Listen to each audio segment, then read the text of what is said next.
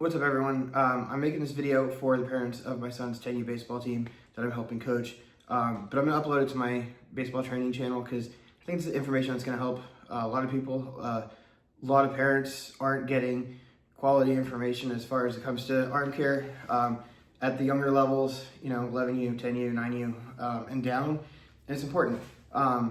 So those of you that don't know me, I'm Chris Romano. I've been a coach with the Detroit Tigers and Milwaukee Brewers in Walton High School, and then way back I was a pitcher myself, and I had a career-ending injury where I blew my elbow out. So I'm trying to help kids not have that issue.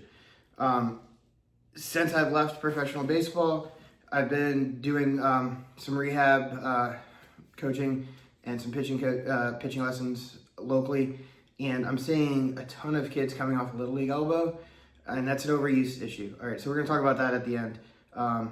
But first I want to show you guys some daily ArmCare stuff that will help prevent soreness and lower their chances of getting Little League elbow. And then we'll talk about some throwing programs as well as Little League elbow. All right. So for starters, it's really important for your kids to have bands. Okay. So I'm going to demonstrate using crossover symmetry. These are the top of the line bands. They're like $50 a piece. They're really good. All right. That's what we use in pro ball a lot. Then another option that you can do, you have to go online to get those. If you're interested, I might be able to get you a discount with it. We can look into that. Another good option is J-bands. All right, you can go to Dick's and get those. Problem with the J-bands is it's all one tension. You're not going to get different resistance levels. So it could be a little bit more challenging for some of the smaller kids. All right. And then there's other bands that you can get at like a Dick's or an Academy that aren't going to be quite as good. But at least have something that you can do these exercises with. That's kind of the point I'm getting to. All right, so let's go look at the exercise. All right, so my kids, I've got an 11U, and then I've got Alex, whose team this is for, at 10U. He's 9 years old. They do these band exercises at least 5 times a week, sometimes more. Sometimes Lee will do them 2 to 3 times a day, depending on if he's got a tournament or whatnot. These are great to do at night or in the morning before school, whenever. Just get them done, all right? If you've got practice that day or a game that day, bring the bands to the field and do it right before you throw. I think it takes Lee about 2.5 minutes to get through everything that I'm about to show you with these. All right, so it's not very time consuming, but it's gonna save on the injury side, all right? So we're gonna go 8 reps of everything, all right? And this is pretty much directly in line with what ArmCare.com programs as well. I'm a big fan of their stuff. So we're gonna start out with rows, all right? So it's right here, and you're just gonna do 8 of these, okay? So with these bands, the crossover symmetry, everything's gonna be crossed over. If you have the J band, you can still cross it over. If you have the other kind, it's kind of harder to cross it over. But basically with that exercise, it's here, and you're rolling back, all right? Second exercise is going to be a pull down. So cross them. All right. Get in like a skiing type position. Then we're going to pull back right here 8 times. Okay. So from the side, starting here, straight back. Okay. 8 times. All right. Now, with these bands, I can go lighter for the next 2 exercises. All right. If you have J bands, you can't go lighter, but you should still be able to do it. All right, we're gonna go reverse flies right here, 8 of these. All right, and then I'll just demonstrate this one and I'll show you both on the side. So we're gonna go 90-90s, okay? So, reverse fly is here, 90-90 is here. And if your kid's on Alex's team, we do this exercise when I warm them up. It's gonna be more beneficial with the band, all right? So we're going to lower it. All right. And this exercise will be a little bit different than what ArmCare.com uses because I'm just trying to get the scaps moving. All right, so you're going to lean out, retract your shoulders, press out. Retract your shoulders, press out. Okay. And then we're going to go, this is a different one than what they use. It's a bear hug. So we're going to be out here. And just come in right there. All right, so from the side, that bear hug is here. and the scat press is right there, okay? And then finally, we're gonna do victories. Just gonna cross over and start down low, straight up, okay? So from the side, it's right here, straight up, all right? And that's all they've got to do, eight reps of all of that, and then go and start the actual warm up with the team, or do whatever else we're doing for that time, all right? Very important, do that like at least 5 times a week, even when we don't have practice or a game. Okay, so now after they throw, there's a couple other exercises that I like to work in. You don't have to do it every time, but the more you do it, the better off you're gonna be. All right, so take one of the lighter bands. All right, I'm a right-hander. So a couple things that I'll do after I throw, and I do this when I throw batting practice too. All right, I'm gonna go here with these. Get some external rotation. All right, then I'll spin around, get some internal, right here. All right, I'll face out. I'll get some internal rotation right here. And then I'll slide this down. I'll get a D2 stretch, which I'm gonna start by the pocket, come diagonally up, almost like you're starting a lawnmower. All right, get some of those. And then I personally like to have them finish off with a little pal-off press.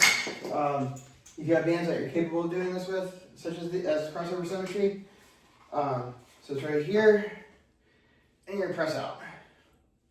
Okay, and I would do it the other way as well. So that's some just recovery stuff that you can do after you throw or on days that you're not throwing. Really good to develop.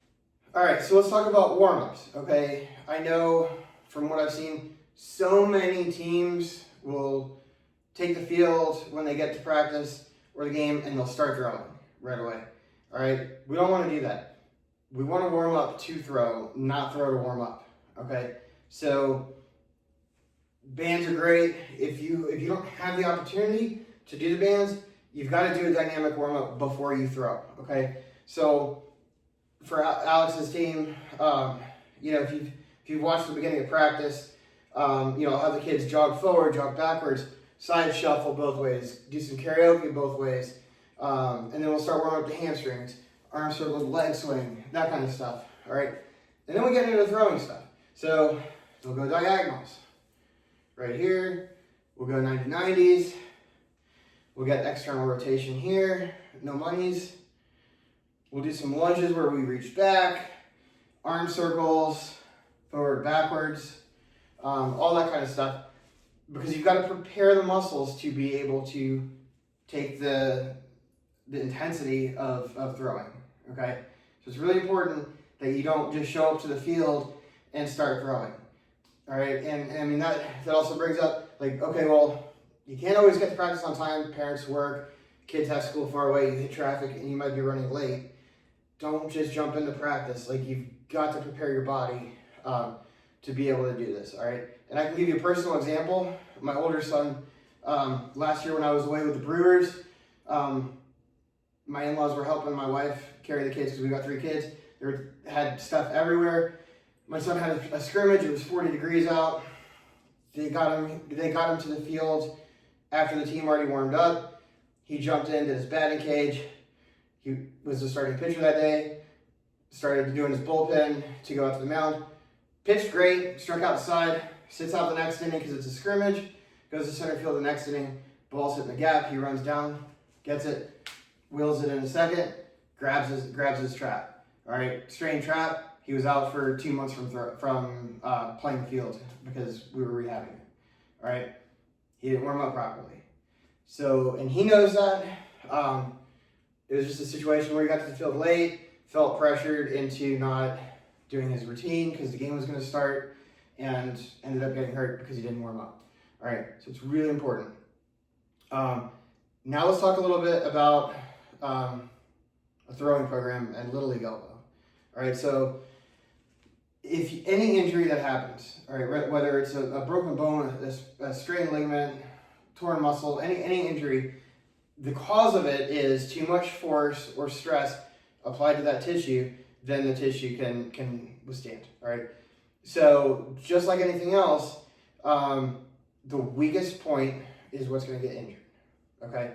So for kids this age that we're talking about, the weakest point is their growth plate is still open, all right? So if they're gonna get hurt, that's most likely where it's going to be, right? You're not seeing 9 and 10-year-olds tear their UCL. You're not seeing 9 or 10-year-olds having rotator cuff issues, right? It's pretty much, if it's going to be an arm issue, it's going to be a little league elbow for them, okay? So how we want to avoid that? Warming up properly, number one. Throwing programs, all right? It's super important.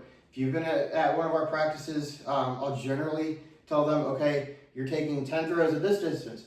We're backing up to 10 at this distance, backing up to 10 at this distance, and I've got it all programmed out for them, okay? That's important because number one, for me as a coach, I know how many throws they're taking. I can manage that. In a game, I know how many throws they're taking. I can manage that, right? If you're doing extra work at home or with a pitching coach or a private coach, if you don't communicate that with your team's coaches, they're not going to be able to manage that workload, and you're going to end up getting an overuse issue, which Little League elbow is, okay? So since I've left the Brewers and professional baseball, like I said before, I've been doing individual pitching lessons here locally with kids and rehabbing them from injuries. The most common injury that people are coming to me with is Little League elbow, okay? I've got one client that I've been working with for the past 3 months. They're driving almost 2 hours to come work with me because their son had Little League elbow and he throws very hard for his age, and they're afraid that the coach is going to overuse him again, so they want to get him throwing right. So the Little League elbow, it's an overuse issue, all right? So catchers, I've seen a lot of catchers get it because people aren't monitoring the catcher's throwing numbers. Also pitchers, right? Kids that catch and pitch are even more susceptible to it. So you've got to know how many throws you're making, and you've got to build up to be able to do that. All right. So there's two schools of thought on off-season stuff. The kids that I'm seeing right now, currently, that have sore arms or they say their elbows hurt, they didn't throw at all over the off-season, and then they jump right into tryouts or right into practice when the team starts up, and they start throwing full bore, and you're going to get hurt. It takes 8 to 10 weeks to build up properly after not throwing for 2 months, okay? That is a proven scientific fact that we know in the world of sports science and baseball, okay? PBS ECS has put out a lot of information on that. 8 to 10 weeks to build up after not throwing for 2 months. So if you play fall ball, your season's over at the end of October. Spring ball starts in this area mid-January, all right? November, December, January. If you're taking 2 months off, you're not having that minimum 8 weeks to build up, okay? That's where it's really important to have a maintenance throwing program, all right? Additionally, if you're playing some spring and fall ball, right, around here, spring ball for rec usually ends mid-May, travel ball, my son plays into July, all right? And then when he's done with his national stuff, it's August, and then fall ball practice starts in September. Again, you're not able to take a lot of time off and have that 8-week build-up. So you've got to have a maintenance throwing. It can be something as simple as setting an 8-minute clock or 7-minute clock and just playing catch out to 40 feet. Keep the arm active, right? Arm's active, it's going to be less time that you're going to have to build up. You could have somebody like me or another professional write a throwing program for you, all right? And it can have everything programmed out, okay? Now, what I do with the kids that I train privately, I've got a dynamometer, and I measure every session, their arm angles, and the force they can produce, right? So they wear it on their wrist. I measure the internal rotation, external rotation, scaption, and then how much force they can produce in each of those and the grip strength. And I can monitor their ability to throw at certain volumes based on their angles, all right? So if I start seeing the data drop, then we know we need to back down. If I see the data is still going up, then I know we continue with what we're doing, okay? Not everybody has access to one of those. You know, if you're living in an area that you don't have a lot of high-level coaching, you're not going to have access to a dynamometer. That's where having a strict throwing program is going to really be valuable for you, okay? If you have any questions on this, please feel free to reach out. Like, I'm always available. This is what I'm doing nowadays, just helping kids stay healthy and avoid arm issues.